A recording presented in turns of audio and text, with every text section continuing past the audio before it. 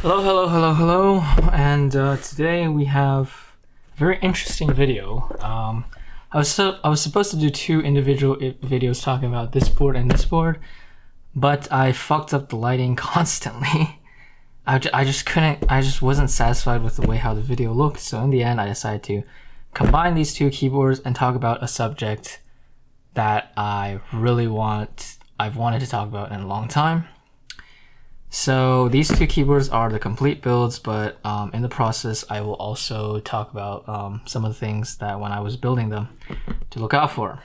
Now, these two keyboards are both priced around $160 and $170. This is the Bakeneko 65 from Gaskets. This is the Ikki68 Aurora from Wuku Studio, but this is the R1. Do not buy the R1 because they have made improvements in the R2 and the R3, and I'm gonna get my hands on an R2 version of the Ikki68. It's supposed to come in, if not this month, next month.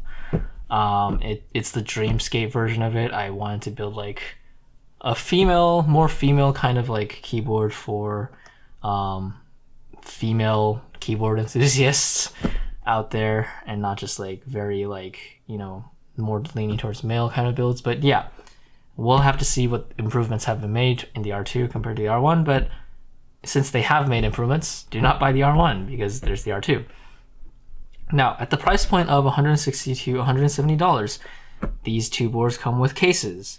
The Bakeneko 65 case is the superior one because it is actually the case that Canon Keys kind of like actually advertise on their site and sells you.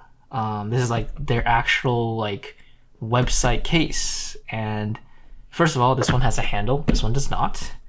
And this one has better straps. It's easier to take the keyboard out compared to this one. So at $160, $170, they both offer cases. This one just offers a better one, but at least they do offer cases, unlike some $500 keyboards that do not offer cases for some reason. These do offer cases, so you do get some value back in here, so that is just some great value. Now let's open these cases and see what the keyboards are like. So I did finish the build already.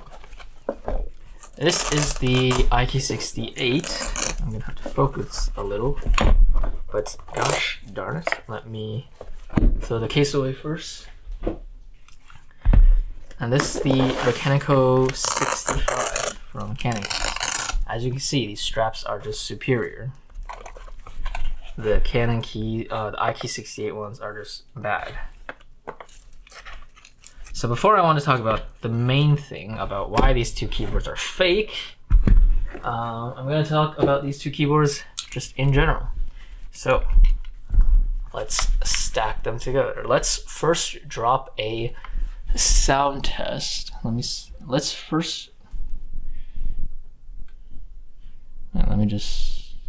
focus. Okay.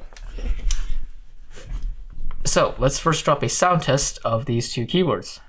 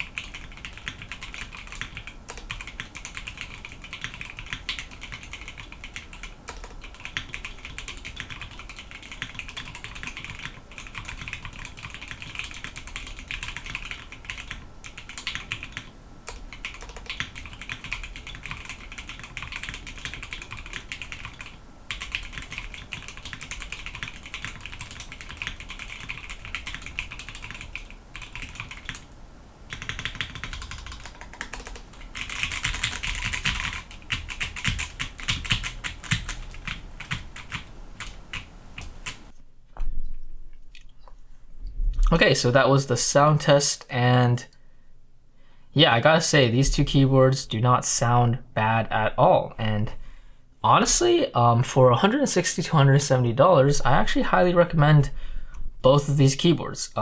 Let's talk about the Ikki68 keyboard first. So this keyboard, as you can see, has a polycarbonate body, and the USB-C is in the middle, which is a nice place. I like it being in the middle. It does not have a daughter board though. The USB-C connector is connected with the PCB, so no daughter boards here. The entire case itself is a green mint. They call it mint, so it's a green kind of like polycarbonate material, and it feels really nice. This is actually a better material compared to the KBD67 Lite. The KBD67 Lite felt a lot more plasticky. This one right here feels more premium polycarbonate. I mean, it's not, I have a Mode 65 with a fully polycarbonate body, and that one still has the upper hand compared to this material, but this material is very smooth and very sturdy. Now, this board offers a lot of things that nobody cares about, like this badge right here. They actually did not give me the magnets necessary to actually attach this badge, so I had to I had to like tape this on, but I don't really care about this. There's also this thing over here where you can do some kind of like badge within the case. I didn't really care about that. But overall, besides those things, the keyboard itself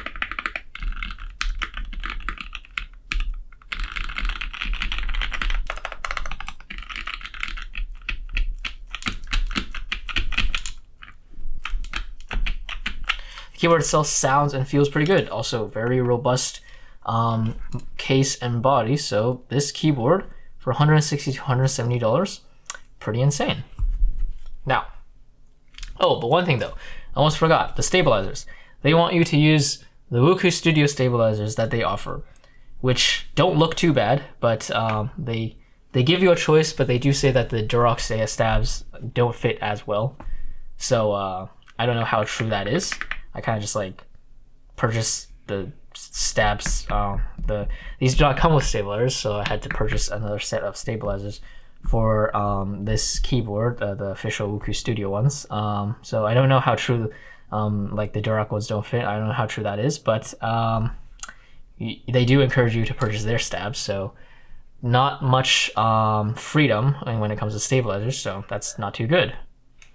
But other than that, pretty decent board for $160 and $170. Definitely recommend. Bakeneko 65, very interesting board. There's a lot to talk about it, but before that, there's something I forgot to mention about the Ikki68 is that I am using Kiwi Switches from the Key Company. These are premium tactile, quite premium tactile switches. The only issue with them is that there's some switches that came with loose leaves, and the sound just, after I did all the proper like lubing and everything, it sounded really strange. I had to throw those away. So if you do get these switches, be sure to buy enough of them, as I can see you throwing away around 5 to 8 probably. So the Bakeneko 65,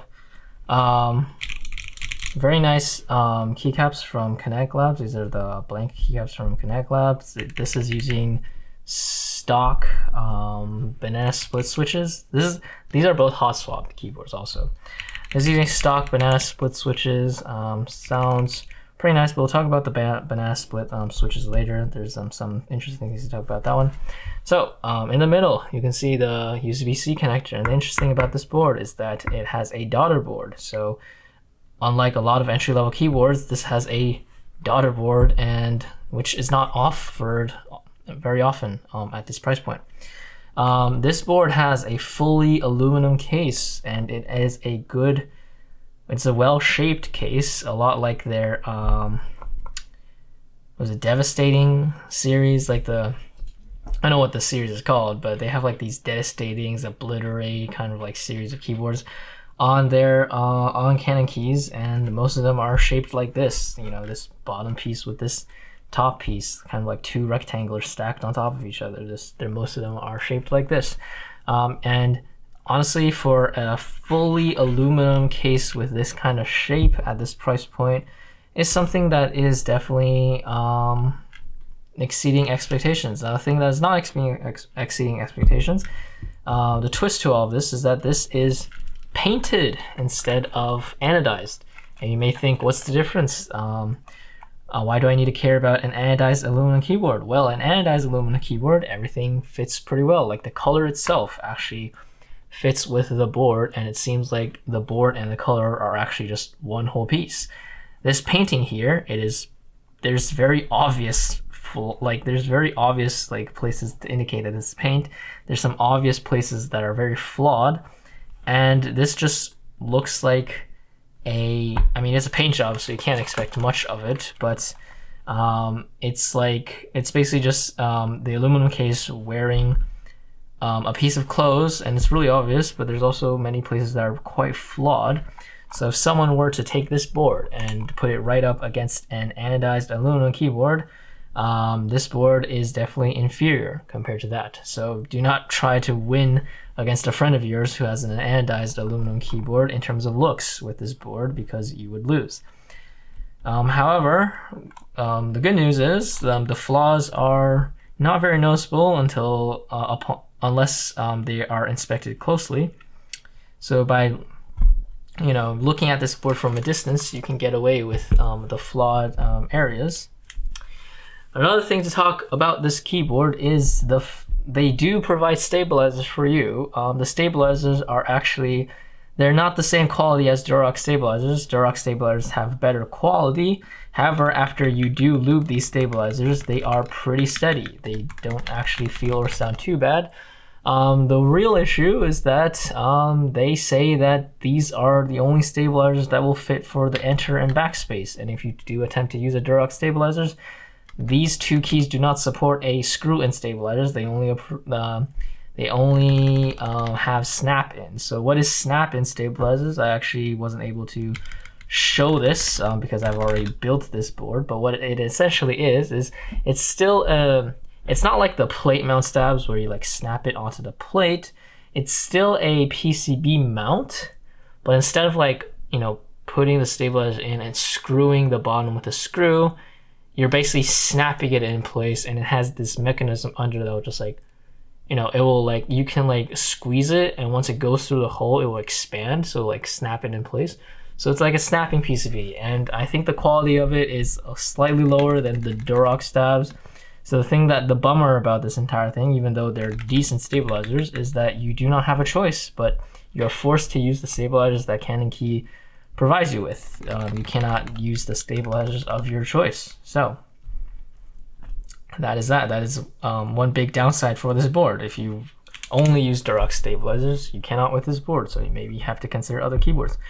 In terms of the switches on this board, also the plates. I forgot to mention the plates on this board. They're both hot swap. This is an FR4 plate. It would seem that Canon Keys really enjoys offering FR4 plates to people.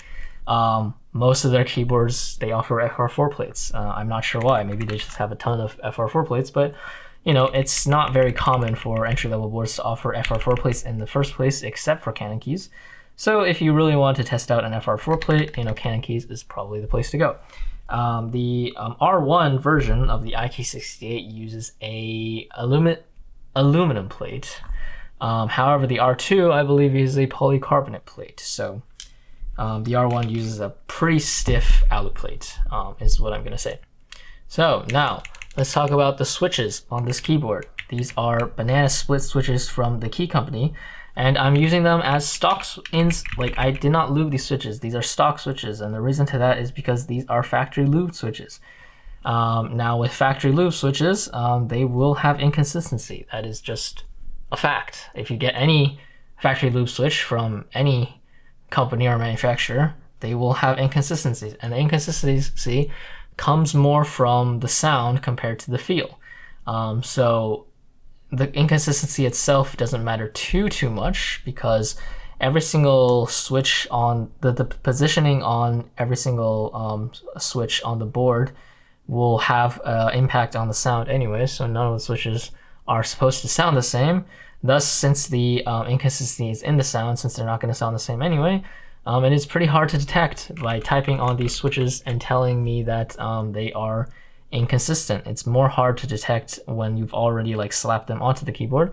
It is much easier to detect if you put them one by one and just like listen to them closely. You can definitely hear the inconsistencies. That is just the nature of factory lubed switches. Now for factory lubed switches, even though they are lubed, they're not lubed consistently, but the typing feel is generally the same. The biggest difference between if you actually lube the switches yourselves compared to factory lube switches is that factory lube switches provide you with, in terms of linear switches, they provide you with a very snappy smoothness. All of your keys, all of your switches type feel will be very snappy because they didn't put too much lube in it. They kind of just like put enough lube to make it smooth and kind of like get rid of the pinging sound, sort of like kind of mute the pinging sound with the lube itself. So it's definitely smooth, but since they didn't put like a lot of like lube on it, it's just like a snappy smoothness. It's like super snappy. Now if you actually lube the switches yourselves, you have more resistance because you would definitely have more lube compared to what they put on, and you would experience what I would describe as a more creamy smoothness because there's going to be more resistance. It's going to be a little bit harder to push down, so it's not going to be as snappy, but it's going to feel a lot more creamier and like just will have more resistance and feel more creamier. So depending on your preference, you can decide for a factory lube switch whether you want it to be snappy or creamy. That is up to you. Now, getting all of that out of the way, I want to talk about the main topic of this video, which is these two are fake keyboards. And what do I mean by that? By no means do I think these two boards are bad boards. For $160 to $170, I think these two boards offer enough to make it worth the price. And with the right amount of experience and skill, you can make these two into very satisfying builds, just like the two that I have right here. The only problem with them is that the fakeness really comes in how they advertise themselves as Gasket Mount Keyboards. These are not Gasket Mount Keyboards. And the reason I say that, we need to understand what is a gasket mount. Like, what is the true meaning of a gasket mount? Well, the keyword to a gasket mount is flex. If you see what an actual gasket mount is, I built a keyboard, but I didn't have the chance to actually make a video about it because by the time I actually finished editing the video and I wanted to publish it, well, actually I didn't edit the video at all. By the time I was looking at the raw footage, the keyboard itself was long gone. It's the Sanjo 60 from Monster Gear. I highly doubt this keyboard is ever going to go back in stock, and I highly doubt you'll ever be able to see this keyboard ever again. So there really was no point in me making that video anymore. But I did build the Sanjo 60 and I sold it to a friend.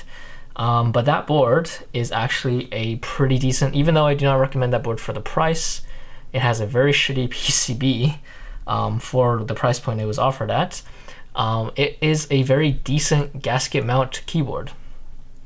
And if I pull up some pictures right here, as you can see, what a gasket mount keyboard is no matter if it's on the plate or on the PCB, you have these extra areas that kind of are sticking out of the plate and the PCB that are supposed to act as the area where the gaskets are supposed to be. And what happens is you would attach gasket pour-ons to the top case and the bottom case to kind of snap that extra area in between two soft gasket pour-ons, and snap the plate.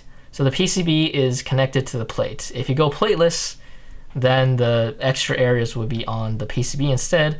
But let's just say we have a plate.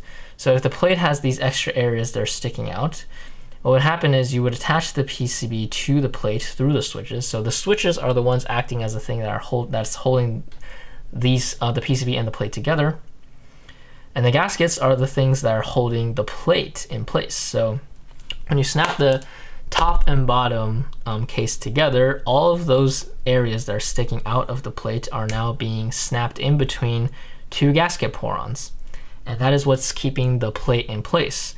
Now the thing about this mounting style is that there is, unlike a tray mount where you have to screw the PCB onto the bottom case, the tray mounts, they can be flexy because the bottom, like the Tofu 60 keyboard build that I did, it was a tray mount with three screws, and after doing those 3 screws, the actual board itself actually felt quite flexy, and because the PCB and the bottom case still had some distance, and it was quite hollow, so you actually can press down on the PCB by quite a lot, and then that would make the PCB itself flexy. However, since you have these since it's a tray mount, you have these certain screws that attach the PCB to the bottom case itself, and those screws are snapped in, and that one point in that PCB is fixed. So there's no flex surrounding that one point.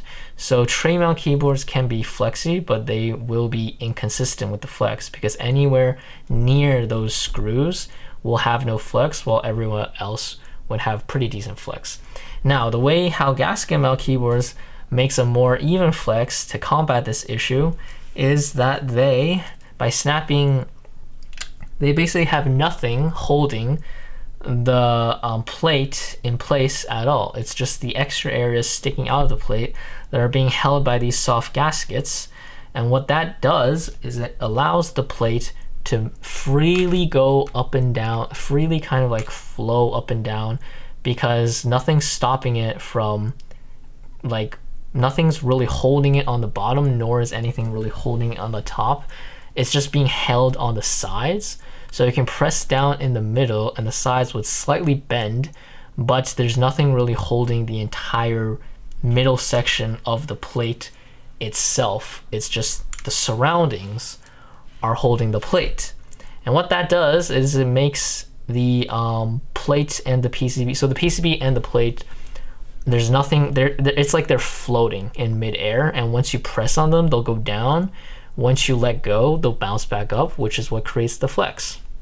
And that is what a gasket mount is. So the keyword to a gasket mount is flexible.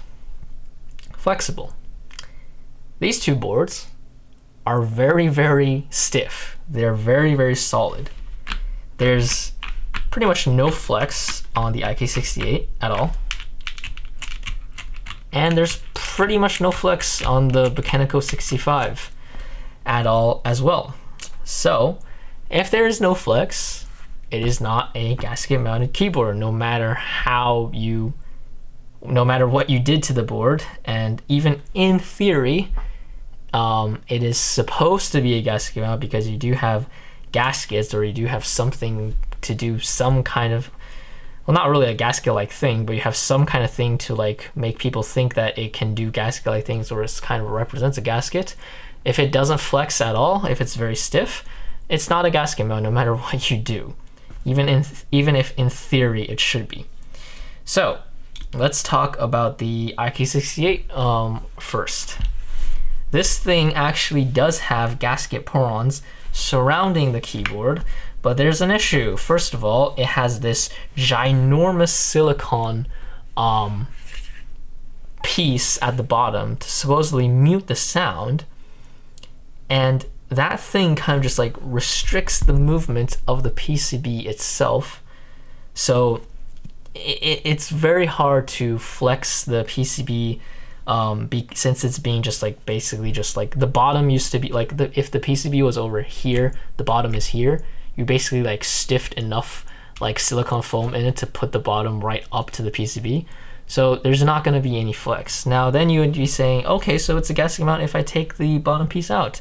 No, it's still not a gasket mount if you take the bottom piece out, because I also did that and it was still very, very stiff. And the reason why is because the gaskets on this keyboard, even though they do have gaskets and they do have gasket porons, they're so thin, and the plate itself actually doesn't have a large dedicated area that pops out of the plate to actually go into a large gasket area to be held in order to help the entire plate flex. It kind of just has these gaskets, it kind of just has these gaskets built on the case, but the but the plate itself is still a normal plate. It doesn't really have areas that are kind of just like, it doesn't have like a dedicated kind of like gasket kind of like zone. It's just a normal plate, but they like attempt to hold on to these very tiny and slim pieces onto this normal plate with these very thin gaskets in an attempt to try to mimic a gasket-like feel, which has failed because these are so thin. It's like you're grabbing onto a very like tiny piece of something, and it's either not gonna flex at all, or the entire thing is just gonna fall by itself because you're not gonna be able to hold on to it. So with this like very tight gasket like structure on this board, it's just not gonna flex. This is actually essentially a top mount keyboard compared to an actual gasket mount keyboard, and it is very stiff. So since there's no actual flex, this does not qualify as an actual gasket mount keyboard. Okay, so now let's talk about the Bakeneko 65 and why it is a fake gasket mount. It advertises itself as some kind of like O-ring gasket, and what that means is they have this O-ring in between the plate and the PCB. So here is the FR4 plate, here's the O-ring, and here's the PCB. And on their website, they said that this was like a bouncy gasket type feel, which is complete bullshit because, well, first of all, this O-ring just fits in perfectly with the initial distance between the plate and the PCB anyways. So with or without this O-ring, like what they're trying to, I guess, do is when you press on the keys, they'd imagine that you're pressing the plate and the PCB against each other, and with this O-ring in the middle of it, it like acts as some kind of like bounciness, and then so you would feel the bounce of this O-ring because you're pressing on the plate against the PCB, which isn't really the case because those switches are holding the plate and the PCB in place. And no matter with or without the O-ring, the distance is going to be the same. So by fitting this O-ring into that gap is not going to change anything because the initial distance between this plate and the PCB was not going to change in the first place anyways. If anything, this piece acts more like foam compared to, I mean, pretty bad foam, but it acts more like foam compared to anything else. So if you really think about this structure or this like type of mounting style, instead of holding on to the plate with gaskets and helping this entire piece here flex by making it flow, like by making it float in midair, so that it gives it the potential to flex because it's just being held by surrounding gaskets. So it's this entire piece that is supposed to flex because it's floating and it's supposed to go up and down. Instead of trying to make that happen, you just put an O-ring in between them, and now you've made it into one piece. This is now one entire piece. The O-ring, the PCB, and the plate are now combined. But that doesn't do anything because it's still not floating. You're supposed to make this float to make it flex, but instead of making it float, you just added something onto it, and now whatever it used to be, it is still the same.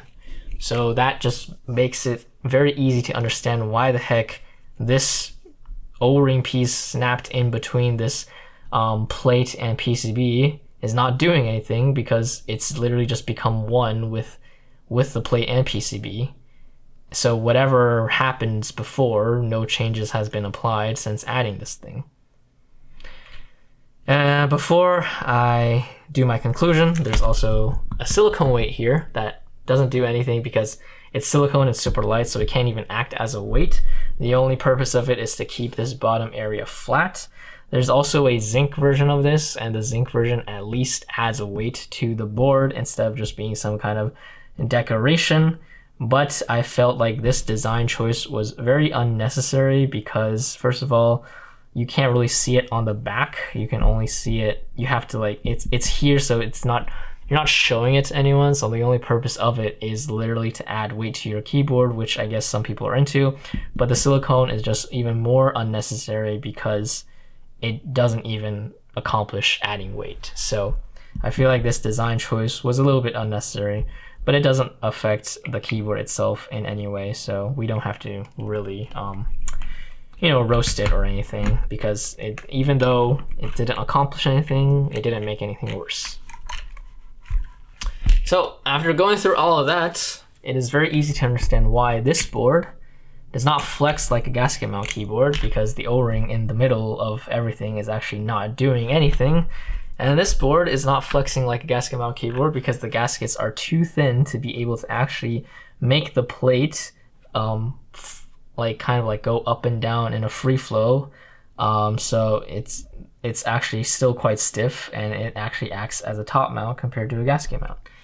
Now, that being said, are these two keyboards bad keyboards? Actually, no, these are not bad keyboards at all. These are actually really good boards at the price of $160, and you can do some amazing builds with them. The only issue is, I feel like the misconception here is you do get an entry-level keyboard and they advertise themselves as a gasket mount keyboard, and you make this really, really nice build out of it. And then you think that it's all thanks to the gasket mount. It's like, oh yay, gasket mount keyboards, Banzai, gasket mount keyboards, insane, best keyboards ever are gasket mount keyboards. And you'll literally take this board that is not a gasket mount, but you did a really good job in terms of making it into a really great board, and you type on it and it feels really comfortable and it sounds really good. And you'll just take this keyboard, run outside, and start waving it around, telling people, dude, I have this insane gasket mount keyboard. That is not the case. You do not have an insane gasket mount keyboard. You have an insane keyboard, but it is not a gasket mount keyboard. So I feel like the misconception here is, if a keyboard advertises itself as a gasket mount keyboard and you do get your hands on one, and then you do a really good job in making the keyboard a really nice build, and then you'll have this misconception of thinking it is an insane gasket mount keyboard. It is not an insane gasket mount keyboard. You just did a really good job at making the keyboard good, and just because it sounds nice does not mean it is gasket mount. If it does not flex, it is not a gasket mount keyboard. So a lot of content creators, a lot of keyboard content creators on YouTube, they're not lying, and they're not really failing at their job either. It's just that they're not mentioning. I don't see a lot of them mentioning this. Is that what they kind of do is that they'll get this really good, these two are both really good entry-level keyboards. They'll get their hands on them, and then they'll basically read through the description saying that this is a 65% entry-level gasket mount keyboard, and then they'll slap the switches on, then they'll slap the keycaps on. I can't believe I forgot that word for a second. And then they'll do a sound test, they'll type on it, and then they'll do the stabilizers, they'll lube the switches, they'll slap everything on, they'll do a sound test, and then they'll showcase the keyboard, and it's a great board, and then that is done. And they would encourage you and recommend you to buy it, which they did not make the wrong choice, because it actually is a great keyboard. It's just that every time they finish the build, they kind of roll through this description and just say that, oh, it's a 65% entry-level gasket mount keyboard. But they don't really say that the amount of flex within the board doesn't make it qualify as a gasket mount keyboard. In theory, it is still a gasket mount keyboard because of the structure of the board and the fact that it is using gasket porons. But the results of the very not flexing at all, the very stiff results, just should be obvious that this both of these boards have nothing to do with gasket mounts at all. Just because they advertise themselves as gasket mount keyboards does not mean that they, even in theory, they are gasket mount keyboards, does not mean that they are actually gasket mount keyboards. Secondly, just because it's a gasket mount keyboard does not make your keyboard the best keyboard in the entire world. Gasket mount is an option, not a rank. And don't be that mindless person to chase after the more flex, the better, because everyone has a preference. And just because gasket mounts are popular does not mean that just because a keyboard has the most flex that you can ever have on a keyboard, it automatically just makes the keyboard a good keyboard. Please put more thought into what you want in a keyboard. Do you want clicky switches? Do you want tactile switches? Do you want linear switches? Because it really wouldn't make sense if you had like some very, very stocky tactile switches to use a super, super flexy gasket mount keyboard. It would just suit linear switches way more. So I just really hope that everyone can have a much more clear idea of what they're after and what they want before they can kind of like make the decisions of purchasing not only these entry-level keyboards, but also those very high-end $500-something keyboards that offer an insane amount of flex as gasket mounts. And just because those keyboards offer an insane flex as gasket mount keyboards does not mean that that is the ultimate end game keyboard. It's still within this community. It really comes down to personal preference, and in order for you to find your own end game keyboard, the most important step you must take is to understand what your own preference is, not just to chase after the trends and what other people are telling you to do. So I talked so much, my throat is about to burst, so I think I should end the video right here, and I'm just gonna end it, and I'll see you guys next time. Be sure to like and sub, and I'll see you guys in the next one. Later.